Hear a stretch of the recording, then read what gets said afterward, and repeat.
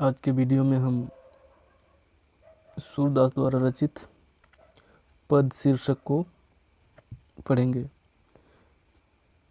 पद शीर्षक को इस वीडियो में देखेंगे। तो देख लेते हैं। पहला शीर्षक क्या है। चरण कमल बंदो हरिराई, जाकी कृपा पांगु गिर लग है। अंधे को सब कुछ दर्शाई, बहिरव सुने गूंग पुन बोले। रंग चले सिर छत्र धराई, सूरदास स्वामी करुणामय। बार बार बंदो तिह पाई, बार बार बंदो तिह पाई। तो देख लेते हैं संदर्भ क्या है इसका। तो प्रस्तुत पद्यांश सूरदास द्वारा रचित सूरसागर के पद शीर्षक से उद्धृत है। तो इसमें प्रस्तुत पद्यांश में महाकवि सूरदास जी ने अपने आराध्य श्री कृष्ण के चरणों की वंदना करते हुए उनकी महिमा का अत्यंत सुंदर चित्रण किया है, वर्णन किया है। तो व्याख्या देख लेते हैं। चरण कमल बंदो हरिराई, चरण कमल बंदो हरिराई। सूरदास जी क्या कहते हैं? कहते हैं कि भगवान कृष्ण के कमल के समान चरणों की, अर्थात कमल रूपी चरणों की वंदना करता हूँ। जाकी कृपा पंख गिर लंघ है, अंधे को सब कुछ दर्शाई। उनके चरणों की कृपा इतनी अधिक है, महिमा इतनी अपार है, अपरंपार है कि उनकी कृपा से, जाकी कृपा, जिनकी कृपा से पंगु गिरि लंघ है। पंगु का मतलब होता है लंगड़ा, गिरि का मतलब होता है पर्वत, और लंघ है का मतलब होता है लांघ जाना या पार कर जाना। जिनकी कृपा से लंगड़ा व्यक्ति पहाड़ को पार कर जाता है। अंधे को सब कुछ दर्शाई, अंधे को सब कुछ दर्शाई। अंधा का मतलब अंधा ही होता है। सब कुछ दर्शाई, दर्शाई, दर्शाना का मतलब होता है देखना, दर्शन मतलब देखना होता है। तो जिनकी कृपा से पंख गिर लगे मतलब लंगड़ा व्यक्ति पहाड़ को पार कर जाता है। अंधे को सब कुछ दर्शाई, और अंधे को सब कुछ दिखाई देने लगता है। बहिरव सुने, बहरा जो होता है वो सुनने लगता है। गूंग पुन बोले, और गूंग पुनः बोलने लगता है, मतलब गूंग फिर से बोलने लगता है। रंग चले सिर छत्र धराई, और रंग, रंग का मतलब होता है गरीब, गरीब सर पर छत्र धारण करके चलने लगता है। क्या करता है गरीब? गरीब सर पर राज छत्र धारण करके चलने लगता है। सूरदास स्वामी करुणा में, बार बार बंदो तिह पाई। सूरदास जी कह रहे हैं कि ऐसे दयालु स्वामी की बार बार वंदना करता हूँ। ऐसे दयालु भगवान कृष्ण के चरणों की बार बार वंदना करता हूँ।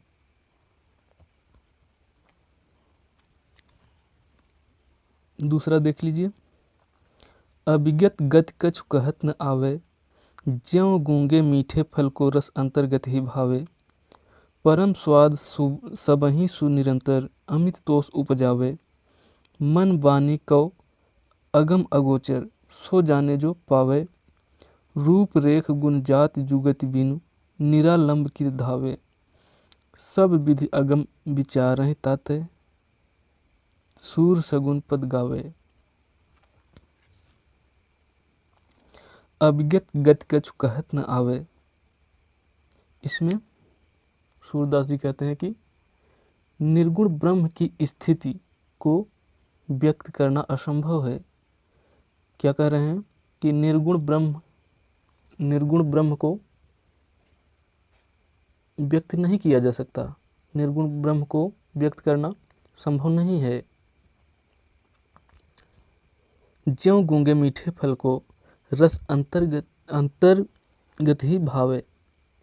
जिस प्रकार से गूंगा व्यक्ति को यदि कोई मीठा फल हम खिलाएंगे, यदि किसी गूंगे व्यक्ति को कोई मीठा फल अगर खिलाया जाए तो वो गूंगा व्यक्ति उस फल का स्वाद नहीं बता सकता, बोलकर नहीं बता पाएगा। उसी प्रकार से उसी प्रकार से निर्गुण ब्रह्म की प्राप्ति जिसको हो जाती है तो उसे वही जान सकता है, और कोई नहीं जान पाएगा। वो मन ही मन जानेगा और दिखाई नहीं देगा। जिस प्रकार से गूंगा व्यक्ति फल के स्वाद को व्यक्त नहीं कर पाता, मन ही मन जान पाता है, अनुभव कर पाता है। परम स्वाद सबहि सुनिरंतर अमित तोष उपजावे। निर्गुण ब्रह्म की प्राप्ति से निरंतर अत्यधिक आनंद की प्राप्ति होती है। निर्गुण ब्रह्म की प्राप्ति से निरंतर अत्यधिक आनंद प्राप्त होता है और उपासक को असीम शांति का अनुभव होता है। क्या होता है? निर्गुण ब्रह्म की प्राप्ति से अत्यधिक आनंद मिलता है और उपासक को असीम शांति का अनुभव होता है, असीम शांति मिलती है। मन बानी को अगम अगोचर सो जाने जो पावे। मन बानी को अगम अगोचर सो जाने जो पावे। मन और वाणी द्वारा उस ईश्वर तक नहीं पहुंचा जा सकता। मन और वाणी द्वारा उस ईश्वर तक पहुंचना दुर्लभ है, पहुंचा नहीं जा सकता।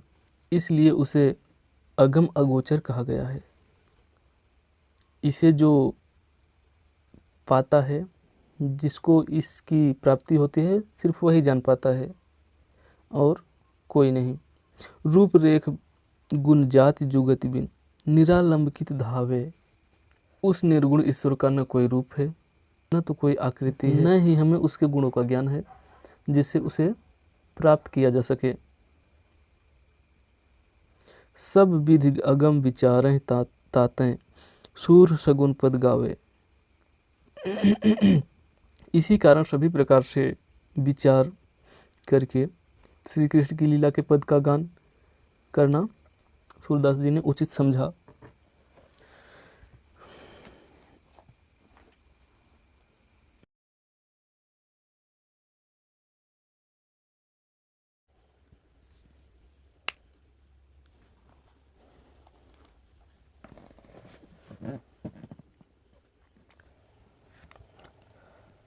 आप सभी विद्यार्थियों का कृष्णा ग्वाल एजुकेशनल चैनल पर बहुत बहुत स्वागत है। इस चैनल पर हिंदी से संबंधित वीडियो आते रहते हैं। इस चैनल को आप लोग सब्सक्राइब करिए इसी तरह के और भी वीडियो देखने के लिए। तो आज के वीडियो में हम लोग पढ़ेंगे सूरदास द्वारा रचित पद शीर्षक को, जो कि सूर सागर ग्रंथ से लिया गया है। इसमें कुछ पद की व्याख्या आज करने जा रहे हैं, जिसको आप लोग अगर ध्यान से देखेंगे तो ज़रूर समझेंगे और इससे ज़रूर लाभान्वित होंगे। तो चलिए चलते हैं। किलकत कान घुटुरवनि आवत, मनमय कनक नंद के आंगन बिंब पकड़िबे धावत। इसमें श्री कृष्ण के बाल लीला का वर्णन सूरदास जी किए हैं। श्री कृष्ण के बाल लीला का बड़ा ही अच्छा चित्रण, बड़ा ही सुंदर चित्रण सूरदास जी ने किए हैं। तो देखिए, किलकत कान घुटुरवनि आवत। इसमें श्री कृष्ण जी छोटे हैं, बच्चे हैं, तो घुटनों के बल पर चलते हुए किलकारी मारकर हंसते हुए आ रहे हैं। किलकत कान घुटुरवनि आवत, घुटनों के बल पर किलकारी मारते हुए हंसते हुए आ रहे हैं श्री कृष्ण। मनमय कनक नंद के आंगन बिंब पकड़िबे धावत। मड़ियों से युक्त, मणि से युक्त सोने के आंगन में बिंब पकड़िबे धावत। बिंब का मतलब परछाई। अपनी परछाई को पकड़ने के लिए दौड़ रहे हैं, अपनी परछाई को पकड़ना चाह रहे हैं। मन में कनक नंद के आंगन बिंब पकड़िए धावत, मतलब मड़ियों से युक्त स्वर्ण के आंगन में अपनी परछाई को पकड़ने के लिए दौड़ रहे हैं, मतलब अपनी परछाई को पकड़ने का प्रयत्न कर रहे हैं भगवान श्री कृष्ण। कबहु नहीं रखी हरि आप छाह को कर सौ पकड़न चाहत, कबहु नहीं रखी हरि आप छाह को, अपनी परछाई को देख करके और उसको पकड़ना चाहते हैं। जब परछाई उनको दिखाई देती है तो उस परछाई को भगवान कृष्ण पकड़ने का प्रयत्न करते हैं, पकड़ने की कोशिश कर रहे हैं। किलक हंसत राजत द्वैदतिया, किलकारी मारकर जब हंसते हैं तो उनके मुंह में दो दांत दिखाई देते हैं। पुनपुनति अवगाहत, दो दांत बार बार दिखाई देते हैं और बहुत ही सुंदर लगते हैं। कनक भूमि पर कर पग छाया, यह उपमा एक राजति, कर कर प्रतिपद प्रतिमन वसुधा कमल बैठकी साजति।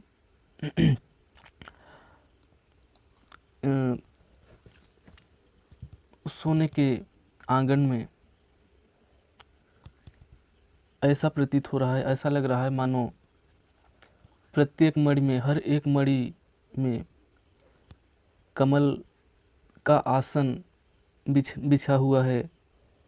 ऐसा प्रतीत हो रहा है मानो पृथ्वी ने प्रत्येक मणि में कमल का आसन बिछा दिया हो श्री कृष्ण को बैठने के लिए।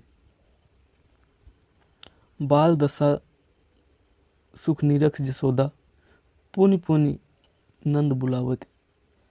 इस बाल दशा को देख करके जसोदा माँ, इस सुंदर बाल दशा को जब यशोदा माँ देखती हैं तो बार बार नंद बाबा को बुलाते हैं, नंद को बुला रहे हैं बार बार इस सुंदरता को देखने के लिए।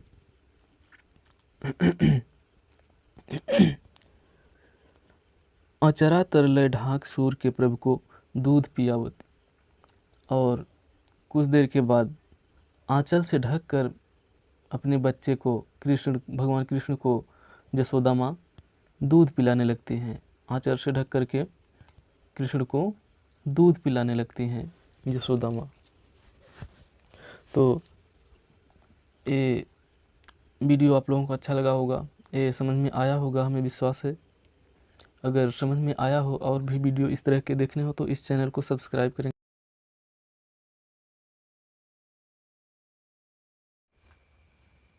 उद्धव मोहि ब्रज बिसरत नाही, वृंदावन गोकुल बन उपवन, सघन कुंज की छाही, प्रात समय मात जसुमति अरु नंद देख सुख पावत, माखन रोटी दह्यो सजायो अति हित साथ खवावत, गोपी ग्वाल बाल संग खेलत सब दिन हंसत सिरात, सूरदास धनि धनि ब्रजवासी जिनसों हित जदुतात। प्रस्तुत पद में श्री कृष्ण मथुरा में हैं और उद्धव मथुरा जाकर के कृष्ण को ब्रज की सारी बातें बताते हैं। इन बातों को सुनकर श्री कृष्ण भाव विभोर हो जाते हैं और कहते हैं, उद्धव से कहते हैं, उद्धव मोहि ब्रज बिसरत नहीं, हे उद्धव हमें तो ब्रज भूलता ही नहीं है। क्या कहते हैं? कहते हैं कि हे उद्धव मुझे ब्रज भूलता ही नहीं है। उद्धव मोहि ब्रज बिसरत नहीं, उद्धव मुझे तो ब्रज भूलता ही नहीं है। वृंदावन गोकुल वन उपवन, सघन कुंज की छाही, वृंदावन के उपवन और घने कुंज की छाया हमें भूलता ही नहीं है। प्रात समय मात जसुमति और नंद देख सुख पावत, जब सुबह होता था, सुबह सुबह हमको देख करके नंद बाबा और जसोदा माँ खुश होते थे और बहुत सुख पाते थे। ये सब हमें नहीं भूलता है। माखन रोटी दह्यो सजायो अति हित साथ खवावत। माखन रोटी और दही वहाँ जो खिलाती थी जसोदा माँ, ये सब हमें नहीं भूलता। गोपी ग्वाल बाल संग खेलत, सब दिन हंसत सिरात। गोपी और ग्वाल बालों के संग खेलने में मेरे दिन हंसते हंसते बीत जाते थे और मुझे पता ही नहीं चलता था कि कितने जल्दी बीत जाते थे हंसते हंसते उन सब के साथ। सूरदास धन्य धन्य ब्रजवासी जिनसो हित जदुतात। सूरदास जी कह रहे हैं कि धन्य हैं ब्रज के रहने वाले लोग। सूरदास जी कह रहे हैं कि वो ब्रजवासी धन्य हैं क्योंकि उनके हित की चिंता भगवान कृष्ण को है। उनके हित की चिंता भगवान कृष्ण को है, इसलिए वहाँ के रहने वाले लोग अर्थात ब्रजवासी धन्य हो गए। उधव मन भय 10-20, एक हो तो सो गयो श्याम संग। को अवराधे ईस, इंद्रिय शिथिल भई केशव बिनु। ज्यों देहि बिनु शीस, आशा लाग रहति तन श्वासा। जीवहि कोटि बरीस, तुम तो सखा श्याम सुंदर के, सकल जोग के ईस। सूर हमारे नंद नंदन बिन, और नहीं जगदीश। प्रस्तुत पद में जब श्री कृष्ण मथुरा चले गए हैं और गोपियाँ ब्रज में हैं, तो ब्रज में श्री कृष्ण उद्धव को भेजते हैं क्योंकि श्री कृष्ण के बिना गोपियाँ व्याकुल हैं और श्री कृष्ण ब्रज में संदेशा भेज रहे हैं उद्धव से। ब्रज में संदेशा लेकर के उद्धव आते हैं, ज्ञान और योग का संदेशा लेकर आते हैं। तो देखिए क्या है इसमें। उद्धव मन भय 10-20, एक हूँ तो सो गयो श्याम संग। को अवराधे ईस।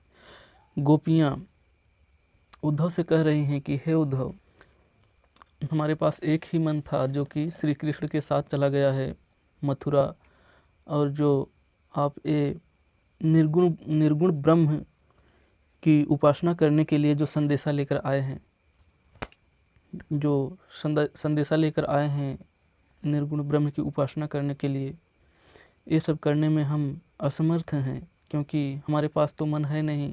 एक ही मन था जो कि कृष्ण के साथ चला गया, जब जा रहे थे मथुरा तो उनके साथ चला गया। अब हम ये सब करने में असमर्थ हूँ। निर्गुण ब्रह्म की आराधना हम नहीं कर पाएंगे क्योंकि मेरे पास एक ही मन था जो कि मथुरा चला गया है श्री कृष्ण के साथ। तो आगे देखिए। इंद्रिय शिथिल भई केशव बिन, ज्यों देहि बिनु शीस। हमारी इंद्रियां भी शिथिल हो गई हैं, इंद्रियां भी निष्क्रिय हो गई हैं केशव के बिना। केशव के बिना हमारी इंद्रियां निष्क्रिय हो गई हैं, शिथिल हो गई हैं। जिस प्रकार से सिर के बिना शरीर की स्थिति होती है, वही स्थिति हमारी है इस समय। आशा लाग रहती तन श्वासा, जीवहि कोटि बरिस। हमें ये आशा लगी रहती है कि एक न एक दिन कृष्ण जरूर आएंगे और मिलेंगे।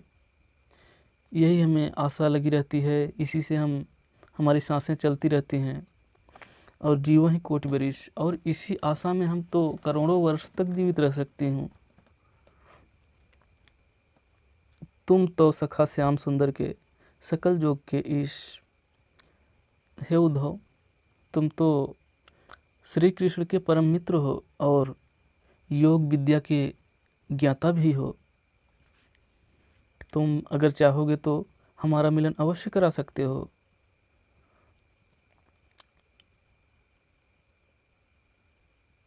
सूर हमारे नंद नंदन बिन, और नहीं जगदीश। सूरदास जी कह रहे हैं कि गोपियाँ उद्धव से कह रहे हैं कि हमारे तो नंद नंदन बिन, मतलब नंद के पुत्र अर्थात श्री कृष्ण के अलावा और कोई नहीं है हमारे लिए आराध्य। कृष्ण के बिना और कोई दूसरा नहीं है। तो देखिए, निर्गुण कौन देश को वासी, मधुकर कह समुझाए सौदे, बूझत साँच न हासी, को है जनक कौन है जननी, कौन नारी को दासी, कैसो बरन भेष है कैसो, की रस में अभिलाषी, पावे गोपुनि कियो आपने, जोरे करे गो गासी, सुनत मौन है रहो बावरो, सूर सबे मति नासी। तो इस पद में देखिए, इस पद में गोपियाँ उद्धव से पूछ रही हैं कि हे उद्धव, जिस निर्गुण ब्रह्म की उपासना करने की बात आप कर रहे हैं,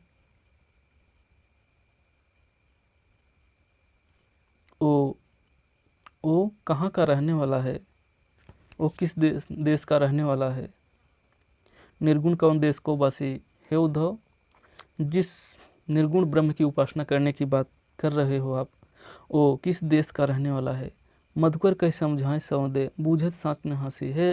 कह रहे हैं कि गोपियाँ कह रहे हैं उद्धव से कि हे उद्धव, हम कोई हंसी नहीं कर रही हूँ, कोई मजाक नहीं कर रही हूँ, सच सच बता दो।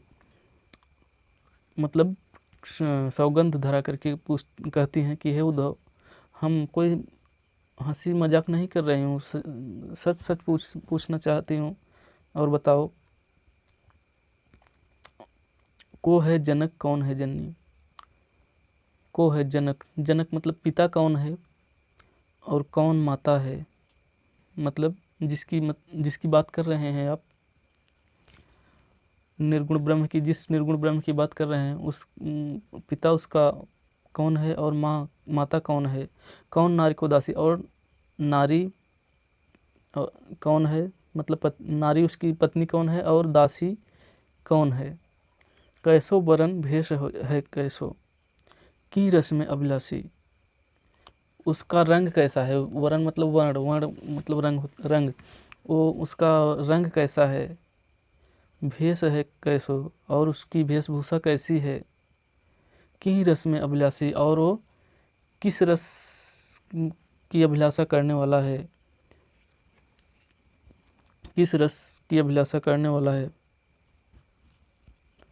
पावे गो पुन कियो आपनो, जोर करेगु गासी।